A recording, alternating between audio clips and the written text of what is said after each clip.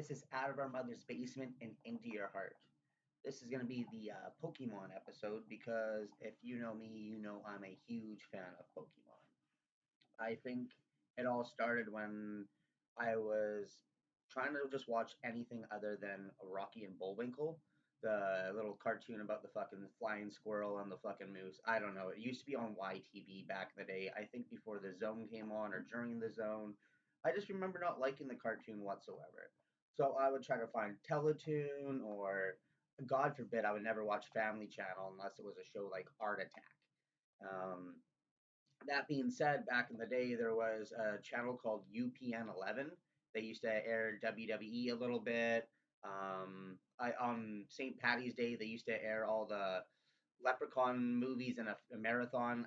A marathon and a tradition I still do to this day. Every St. Patty's Day, I will watch all the fucking Leprechaun movies, one after another. And it's something that means very dear to me, much like Pokemon.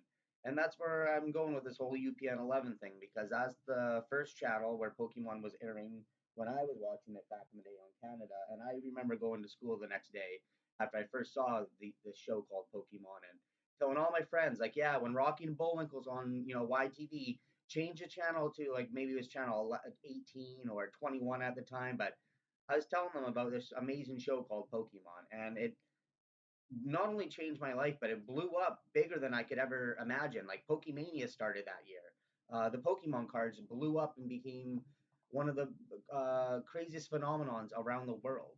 And Pokemon has grown in becoming the biggest media selling franchise in the world to this day. It outsells Apple.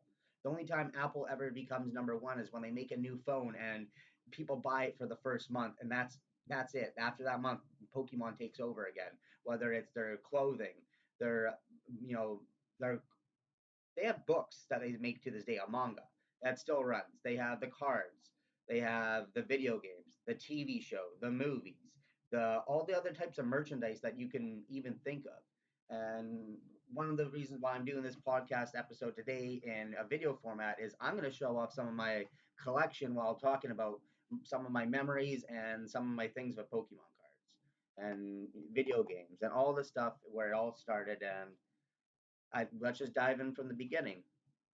So, much like most people, my first introduction to Pokemon was the cartoon, and it's not like I can, really show the cartoon off right now, like, whatever. But the cards, much like most people, I got Pokemon cards from the original generation, where they look like this. I got some. I'll show you some of my rares. Because I bought some when I got older. When I had a job at ABC before it became Ricky's Country, I bought some. Like, look, I got a Kangaskhan. That one's one of my favorites. Um, if you've ever played the actual Pokemon card game, you know it plays differently than we used to back on the playground. On the playground, you'd just be throwing cards down and not playing with any rules. Um, yeah, I had the trading card game, uh, like Game Boy back in the day. It was pretty good, but that's how I learned to play Pokemon cards, like legitimately. I got a Shadowless Ivysaur. Like that is actually one of my fucking prized possessions right there. I even got a Shadowless fucking Bulbasaur, a few other Shadowless cards. I got a Jatini. That one's not like a prized possession, but it just looks pretty cool. I got a couple of old school Eevees. That's pretty some good shit. Um, oh, Lickitung. This card is so good. If you've ever played online, or not online, if you ever played the actual card game, this card and Kangaskhan are fucking great. I'm gonna put them side by side together. Look for another cool card to show off quickly. Oh yes, my Hitmonchan. This card is a great card too. If you ever had a Haymaker deck back in the day, that was one of your go-tos. Electabuzz was part of the Haymaker set as well. I got two of them. See, I haven't even looked at these cards in so long. Oh, a Shadowless fucking Starmie, and I'm pretty sure, yeah, Shadowless Staryu. Just some of my cards I have. Like I have like a lot of really good ones. I have a lot of really shitty ones too. But yeah, my mom fucking used to just take us to 7-Eleven. We'd go spend our allowance on Pokemon cards. The only thing I think I'm missing is a War Turtle, but I think I got a Squirtle somewhere. I got Charmeleon and Charmander, Executor and Execute, Ekans. I got a couple of good ones. Not enough to make like an old school Pokemon deck or nothing, but maybe one of these days I'll spend some money and buy an old school Pokemon theme deck of a couple of different colors and build some old school Pokemon card decks. You know what I mean? It'd be kind of fun to actually play the old cards and have them physically in copy. Don't get me wrong though, I do have like a deck of Pokemon cards, and nowadays they look nothing like they used to. They look a lot different now. So, oh, didn't mean to drop that. So you can see the design is much different now. I like the old school design. It's so much easier to get like a rare card like a Celebi now. That's not why I was in a Master Ball fucking casing. Like this is just my good deck that I have of Pokemon cards. I think it's like it has a Sceptile as like the main monster, and I by the looks of it, it's a grass electric deck. So who knows what else is in there? Probably a Zekrom or something. But let's move along with my little timeline of Pokemon. Obviously, the cartoon was a big deal to me too, and I said I couldn't show up the cartoon. I got like a shitload of the fucking DVDs. Like, let me stack these bad boys up. This is how many DVDs of Pokemon I have. Like, some of them are all complete seasons. Some of them are the movies. Like, if you ever want to watch any Pokemon movie, I do recommend Pokemon Forever. It has one of the best endings and decent storylines. This is the first Pokemon movie that wasn't done by the other people that who made them. I should know. I got like one, two, and three right here. So it doesn't say on the back of it. I'm glad this is a non just plain audio podcast because this one would suck episode wise if you were just listening to this. But at least this one would be, as some viewing um, pros to it. But yeah, it doesn't say. But anyways, I know this is the first movie where it was made by Miramax Films and not the I think Toho or some of the other animation companies. But you can tell with the visual style of this one, it's a lot better production quality in my opinion. And I still haven't got around to watching the Jirachi movie. I gotta pop that bad boy in someday. In my opinion, one of the best DVD sets I do have is oh, here we go. The Orange Islands. That is a fucking great season. People often forget that when Ash goes to the Pokemon League in this season, he wins it. So it was pretty good shit. I bought a fucking bootleg, and that's not going to be the first time we talk about bootleg Pokemon stuff here.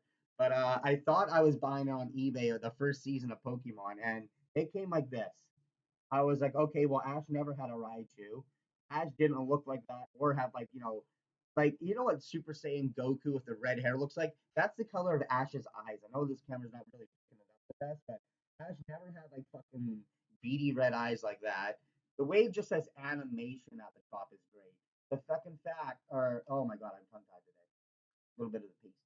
The fact that it has Pikachu's tail, but then it's supposed to look like you can really barely see, but it's a fake taped over image of Raichu. Like you can see where there's fake. That's fake tape. That's not real. Like you can't scratch that off. It's pretend tape of an image of Raichu over the Pikachu.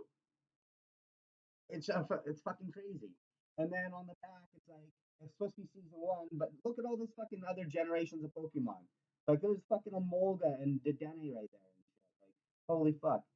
Um, Anyways, some of the DVDs work on my DVD player, some of them don't. Some of them work on my PS3, some of them don't. So I'm not able to watch the whole fucking. I don't know how I'm ever gonna watch this thing. I think my girlfriend did buy a all region DVD, so I'm maybe gonna have to pop that guy in and then watch it on here. I'll do a follow up eventually. But yeah, those are some of my Pokemon DVDs. If you've never watched the cartoon, either just watch season one and watch the first couple episodes and see if you like it. If not, skip it all the way to the fucking X and Y series. X and Y was a great season. Even if you're not into Pokemon and you're just into anime, I feel like X and Y was a good season itself. So yeah, I watched the cartoon like a lot of people did, and I think I fell out of watching the cartoon around the same time when people did. It was before Gen 3. Like a lot of people didn't watch the cartoon anymore. Gen 3, for people that don't know, that's Ruby and Sapphire before those games came out. Pokemon seemed to be going on a bit of a stagnant, not nothing new came out for a while. But in the hype of Pokemon Mania, when there was like just merchandise coming out the ass. We started getting cups. We started getting fucking action figures. We started like, and I mean, the action figures are crazy. They had like a toy of each every 150 Pokemon at the fucking time. If you don't remember what it's like and having the, catch, they used to have this Pokeball.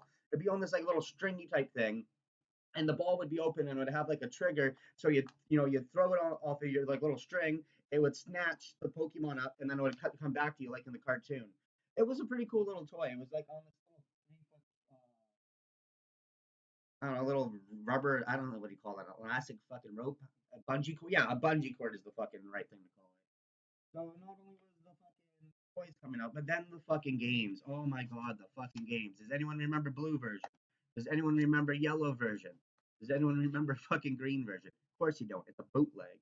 Speaking of bootleg games, I fucking got Pokemon goddamn the talk version. I'm gonna speak about these bootleg games quickly because here's a fucking bootleg copy of Crystal. You can tell it's bootleg because it doesn't puff out. And also look at the back. It's only got half a fucking cartridge. Look at that baby. The other side of that thing is a sticker. So yeah, this game is fucked. It literally doesn't record any of the Pokédex. Any Pokemon that you catch just does not record. So when you start the game, you all automatically have a Pokédex of like 78 Pokemon caught, but then it says you've only seen 60. So how can you have own 70 Pokemon but you've only seen 60? You know what I mean? That's fucked up. And then obviously this is my favorite of my Pokemon old school cartridges. I love my gold version. Like it was, I remember getting it in grade 5 for Christmas. I was so fucking happy. I wanted, you know, Generation One Pokemon because my cousin, he let me borrow his blue version back in the day, and I wanted to, beat it, but then I had to give it back, and I didn't have it anymore. Actually, got stolen to be honest. I didn't even give it back to him. It got stolen from my desk at school. I thought it was Bodie Heisler who stole it. So Bodie Heisler, if you ever see this one day, or if anyone knows Bodie Heisler, you let him know he stole a fucking baby blue fucking turquoise Game Boy Color back in the day with my cousin's blue version in it. And I've told my cousin Jamie this about what happened. And, he's like, oh, dude, he's like, I wasn't even mad. He's like, I had more than one Game Boy back in the day. He was a spoiled rich kid. Anyways, I've always felt bad about that Game Boy game getting stolen, and still do. And Bodie Heisler, if I ever see you again, you're coughing up a couple of bucks, and we're going down to the most expensive retro video game store that I can think of, probably Willow Video, and you're buying me a fucking blue fucking version of Pokemon.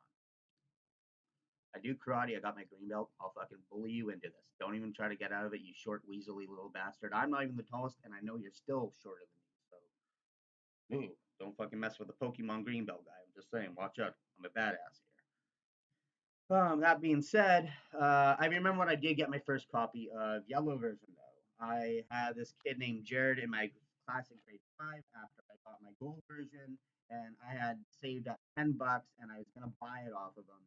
And at recess, he kept on fucking teasing me that he was going to make the deal. Then he's like, oh, I don't want to sell it. I don't want to sell it. And then we get back to class after recess. It was right before lunch break or after lunch break. I don't really remember, but he kind of like was waving the game like just really like this in front of me, and I snatched it and I got it out of his hand, and he's like, give me that back, and then I waved my $10 in his face, and then he snatched it and he went like with a little like smile kind of thing, right? And then I was like, deal? He's like, deal. And then I remember thinking, God, I just got to get the fuck out of this class, and I'll never bring this fucking game back to school. And then I'll have a yellow version. And then yeah, I have yellow and gold, and these are my two favorite versions of these games. I know some people prefer silver or crystal version for Gen 2. Um, for me, it's yellow hands down for Gen 1. I just something about getting all the starter Pokemon. I kind of hate, starting the game with Pikachu. I usually abandon them as soon as I get Bulbasaur. But love this game to fucking pieces. Same with this game too. Know these games, you have also played at least Pokemon Stadium as well. These games are fucking great. Uh, this one's a fucking challenge. Like this one kicks my ass all the time. Even as an adult, I get beat really bad, and I play like new age modern Pokemon games on the fucking Switch online, and I do well on competitive. I can get to Master Ball level, but something about this game, it's fucking broken as shit.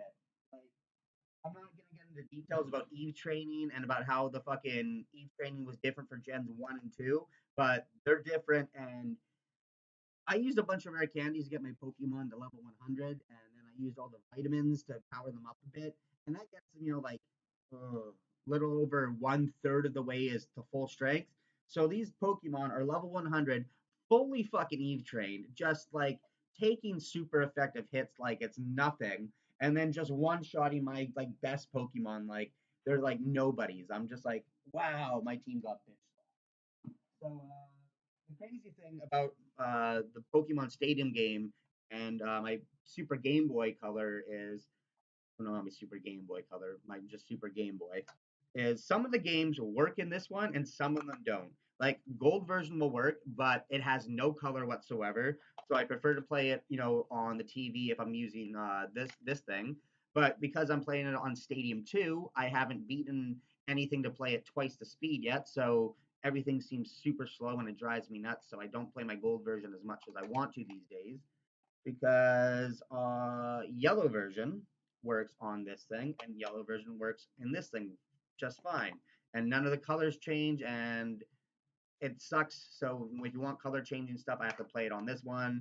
This one, it just stays. You get two choices. You get like baby blue and purple, or like everything's orange and dark red. So it's like you get two color choices of how you're playing the game, and I don't know. It's not Super Game Boy Color. It's just Super Game Boy, so it plays your Game Boy games on the TV the way it's supposed to look on original Game Boy. If you remember what original Game Boy looked like, or Game Boy Pocket, um, Game Boy Pocket was just black and white, and fucking the original Game Boy was green and light green and dark green with that fucking weird ass fucking screen. Does anyone remember that fucking big old gray brick? I don't have an original Game Boy. I don't even remember if it had. I think it had purple buttons. I had a Game Boy Color. My original first one I got that wasn't stolen from me by me, or stolen, not by me, stolen by Bodie Heiser from my cousin, was the baby blue one, and then I got my green one with gold version in it. Back in the day, they had a deal. If you got a green Game Boy, you'd get gold version, and if you got a baby blue Game Boy, you'd get silver version. I don't know. That's what me and my brother got one year for Christmas, and I got. Back to talking about the Super Game Boy though. So oddly enough, my bootleg games, this one will not work in the fucking Game Boy. This one will not work in the Super Game Boy, which sucks because I really wanted my bootleg green version to be playable on Stadium, and it doesn't work.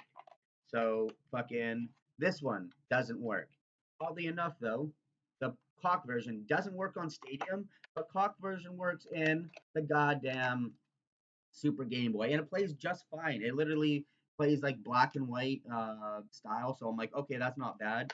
If anyone's wondering what these bootleg versions of Pokemon are like, they are hacked versions of Pokemon Blue. The green version has the beta sprites from Pokemon Green from Japan, so that's what makes this one kind of fun and exclusive and a good one to hold on to. If you're into old school Pokemon generations, your friend has like a red version or blue or even yellow, these can all trade and battle, and these are compatible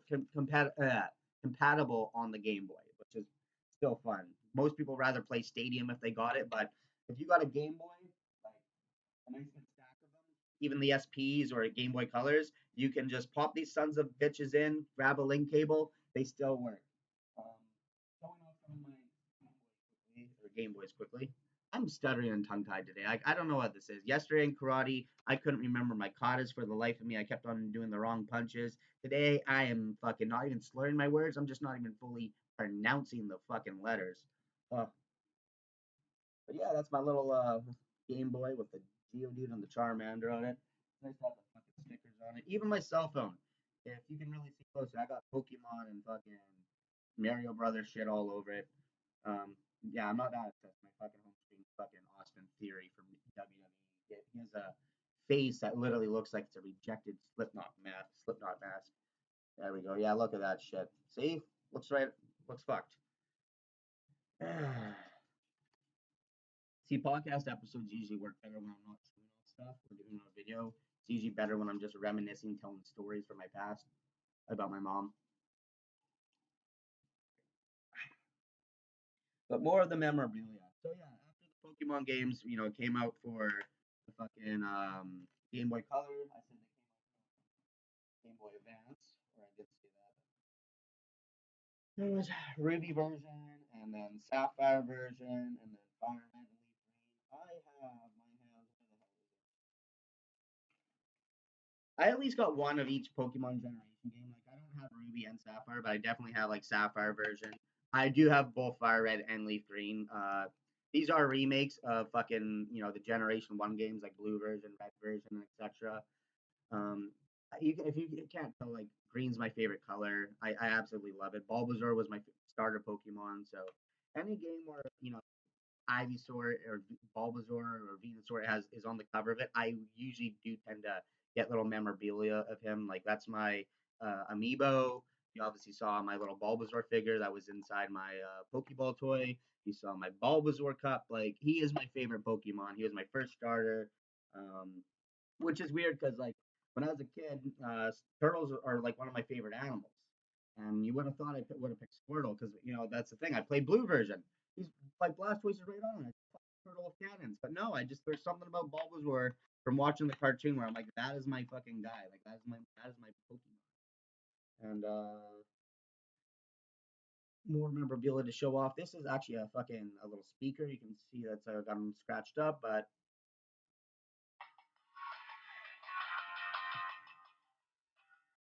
I don't know. It hooks up to your phone. It's nice when I want to listen to music and play video games. I don't know if the amiibo figures worked recently on the new Nintendo Switch game, but this one works mainly really well for Smash Brothers. It worked for some of the other ones, like the newer Pokemon Snap. Oh my god, I didn't even talk about Pokemon Snap for Nintendo 64. Let's just fucking put it this way: great game, love it.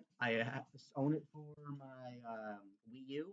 I bought the new Pokemon Snap for the Nintendo Switch. I didn't actually like it. I gave it to my buddy AJ as a gift. I was like, hey man, you like Pokemon Snap, you'll like this. He didn't like it either. I don't know. The game just doesn't have the same value as the one for N64 did, and I honestly think that's nostalgic value.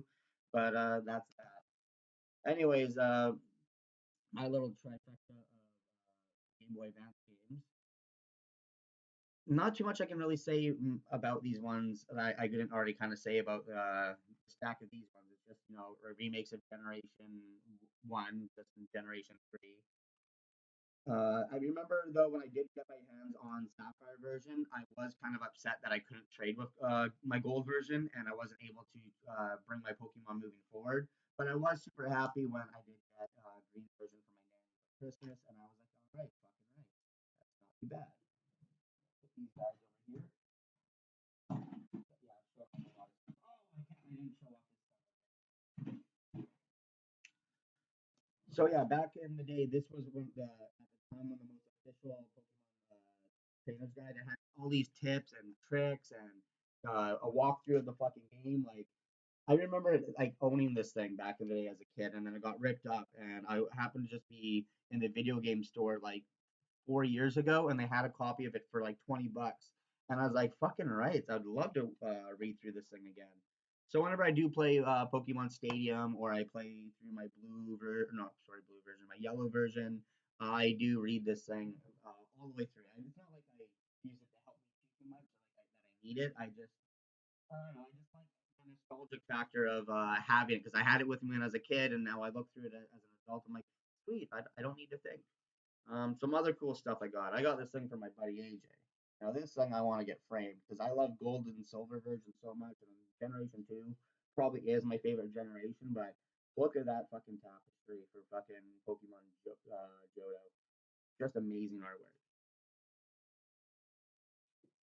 I'll show you some other little cool things I got. This is for my Nintendo Switch. I keep on like it makes me think the camera's pointing more towards here, but it's actually over here, so it's hard to like get it perfectly every time. But yeah, my Joy Cons are fucking dope too. I'll show you guys that in a second. This is like a little small Charizard as a lighter. It's pretty sweet. Charizard as a lighter makes sense. I won't have a Bulbasaur lighter. I would get one. Don't get me wrong, but I wouldn't be showing it off like this.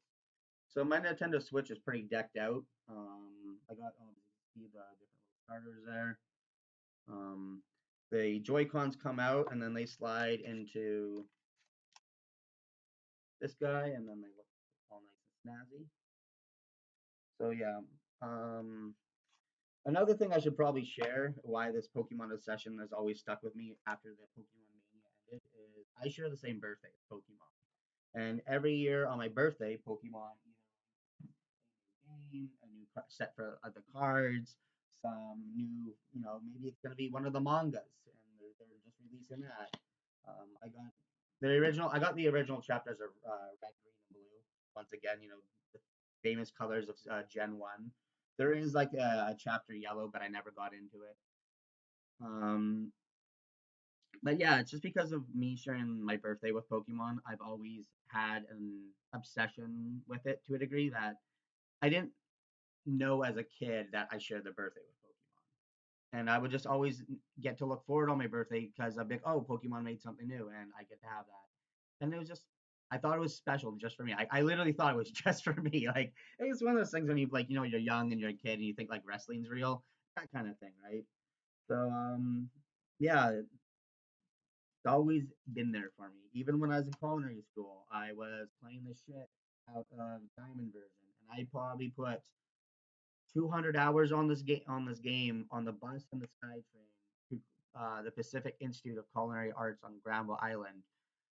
Back in 2011, the bus and SkyTrains were different. They had different. The Millennium Line was different from it is now. It didn't have the Evergreen extension. It just did one loop like that, and you would have to get on a braid station. You couldn't get on a Coquitlam. So from Coquitlam to Maple Ridge, that bus alone is an hour, and then from Coquitlam to Braid is another hour. So even if you catch the at the time the 795 and go from Maple Ridge straight to Braid, you're still looking at about a 2 hour fucking ride. And then to get to school was about another from on the SkyTrain another hour, hour and a half. Then I'm busing from Granville Station all the way to Granville Island. So by the time I got to school, it'd be like a 5 hour trip or a 4 hour trip. Sorry, maybe three. It's depending on how traffic was on the buses. But the thing is, though, after 6 o'clock, the buses went from every 15 minutes or every half an hour to every half an hour to every hour. The time would just double. So that sometimes I get to Braid Station and my bus would be pulling in just as the one I need to catch would be pulling out. I'd be like, no. And then I'd be waiting at the bus station for an hour, literally with nothing to do except for play Diamond version. And I stacked up on the whole 6 months I was going to culinary school, busing and sky training every day. I probably put on 200 hours of Pokemon Diamond version. And when I graduated the culinary school, my grandma gave me, I think, like $500 or something. She gave me some money. I can't remember how much. The first thing I went out and did though was I bought myself a fucking copy of Pokemon Silver because I played so much Diamond version and liked it so much. I was like just hella down to play one of the other games. I got bored of a diamond, but I'd still like start a new game on green version, get all the items, and then put them on the bottom. Like, oh yeah, I should show this off. Well, I don't know where my little set case is, but the older Game Boys they would have a cartridge right here, and they'd have a cartridge slot down here as well too, so you could have two cartridges in at the same time. So you'd put like your Game Boy Advance game in the bottom, and then your DS game would go in the top, and you could transfer your Pokemon from one game to the next via that fashion. And I used to start a brand new game on green version, get like Mewtwo, Master Balls, rare candies, and trade them all the way up to diamond and my diamond version was stacked. At the time I had my soul silver version, I was able to give my game so much stuff, like just able to like have a great start to my game. Um, Actually, funny enough though, at the time when I bought soul silver version, Pokemon Black and White had just came out, and I'd see people on the bus and the SkyTrain who had jobs and that weren't going to school like I was, and they had it, and I'd be like, "Oh, how's Black and White version?" They'd tell me it was really, really good, and it wasn't until I finally did get around to playing it that I thought the game was fucking amazing. It was one of the better plays I've ever had in my life. And then at that point, I ended up getting a job. I was working at ABC, and all of a sudden, an announcement comes up for a game called Pokemon X and Y, and I was like, "Oh my god, I'm so stoked for a new Pokemon game! It's gonna be played in 3D. It's gonna be like when I saw the graphics for the first time it was gonna be like having a game of Pokemon Stadium, but like in your fucking hands. And I was like, holy shit, I need to get this. So I remember I bought not just like one fucking 3DS, I bought like a second one. And I bought X and Y version for the fucking launch day. I got all the fucking like it was full on roll up my sleeve. I'm a fucking addict. I need some. I only got one fucking cure for this fever, and it's more Pokemon. So hook me up that fucking IV right now. And it's been like that ever since then. Every time a new Pokemon game comes out, I either make sure I have a console ready for it to come out on. Um, we're all the way up to the point where at Pokemon Scarlet and Violet version, that's Generation 9. And let's put it like this: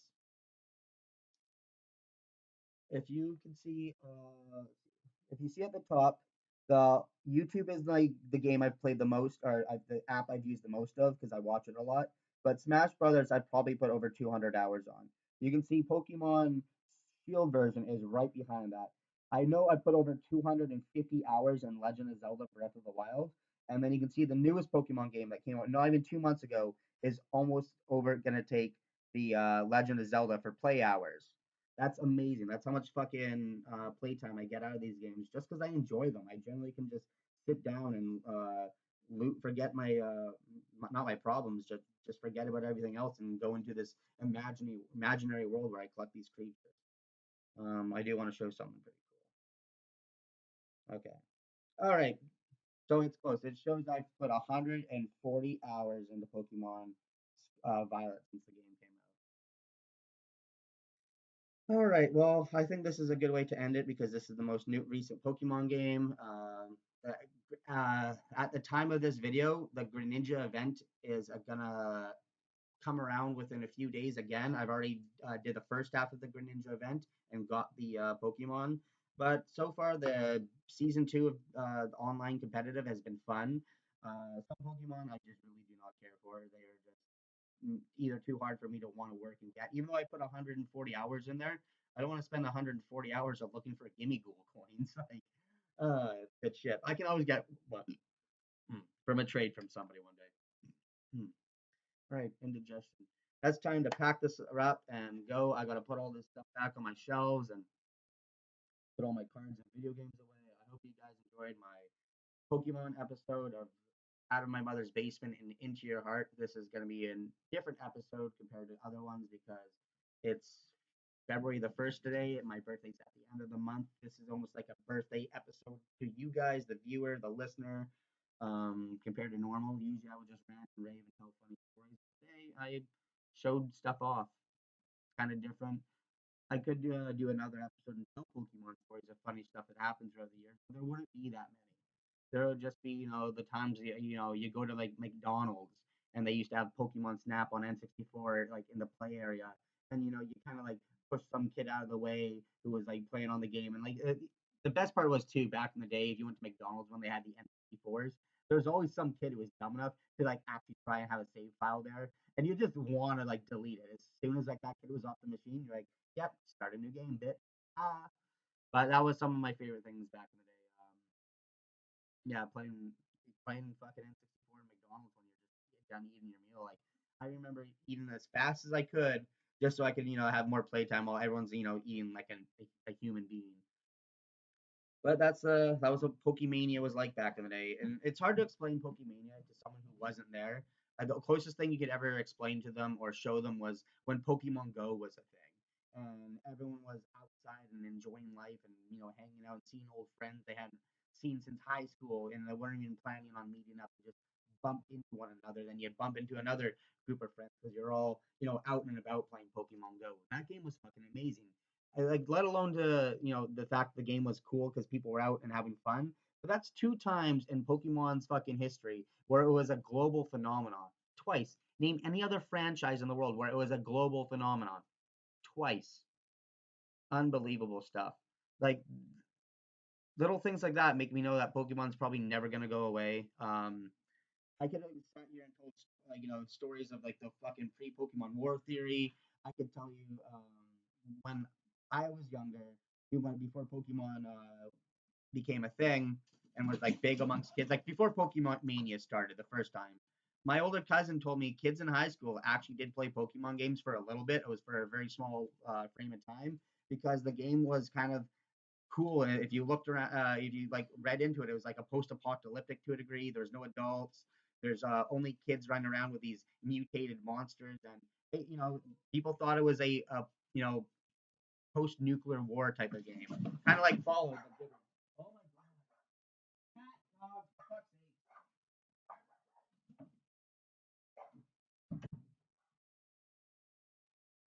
Can't even do one episode or like half an hour. I can't even get peace.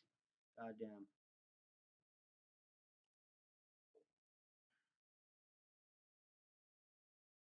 Yeah, I lost my train of thought. Anyways, my cousin was telling me, and even the guy at the comic book store I've talked to him about, he's like, back in the day, man, he's like, Pokemon was kind of, cool, and teenagers were gonna get into it for a bit. But then when Pokemania happened, he saw that, it became this kid type game, and people were like, ugh, oh, I don't want this Pokemon thing. Like, get it away from me. But he said for a while there, it was kind of catching on with the, teenagers, and it was kind of cool.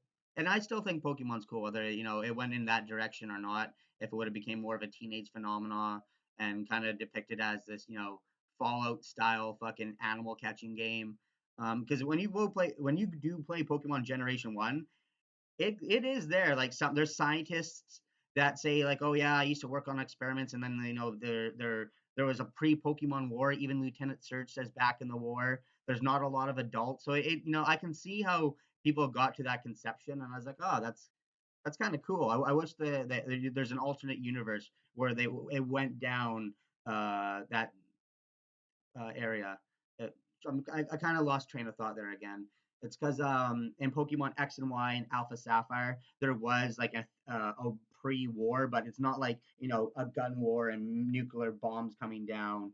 Um, there was a machine that launched off, came back down, like this little beam, if you will, and in one dimension the beam went off and it caused all these stones to hit an asteroid, and it's how there's mega evolution. I don't really want to get into it. It's a stupid fucking plot hole to explain how mega evolution's in some video games and not in the other games because in one dimension the fucking machine never shot off the beam and it never came back down and hit Earth, which I feel is a contradictory because in the very first Pokemon, when Pokemon first came out, the whole theory was, or some of the back of the cards, I can't remember where I found it, maybe in one of the movies or something, but the Earth that we live in and the world of Pokemon, as they call it now, were apparently they were the same planet at one time.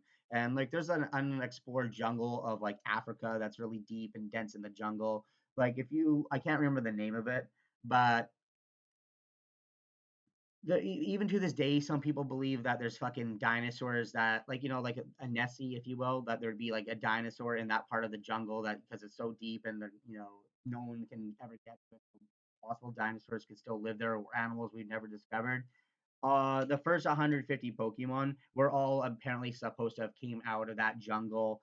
I don't. I'm gonna have to look that up, and I'll post a link if I ever find it in the description of this video. But other than that, I'm gonna wrap it up. I'm not like an expert on every little Pokemon detail. Like if I had to do the Pokemon Iceberg explain, oh, I'd be fun. But if you want to do competitive battling, you want to trade, you want to talk about like common Pokemon fan things like, oh yeah, every Pokemon fan knows that. I can have a very good conversation with it. I just love Pokemon.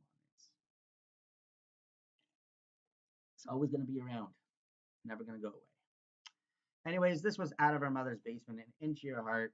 I don't know how else to wrap these episodes up. I'm going to end up just rambling on for another 10 minutes if I don't. I got to pack up all this stuff away before my cat, my dog, make any more fucking ruckus, knock things over. Adios, amigos. Take care.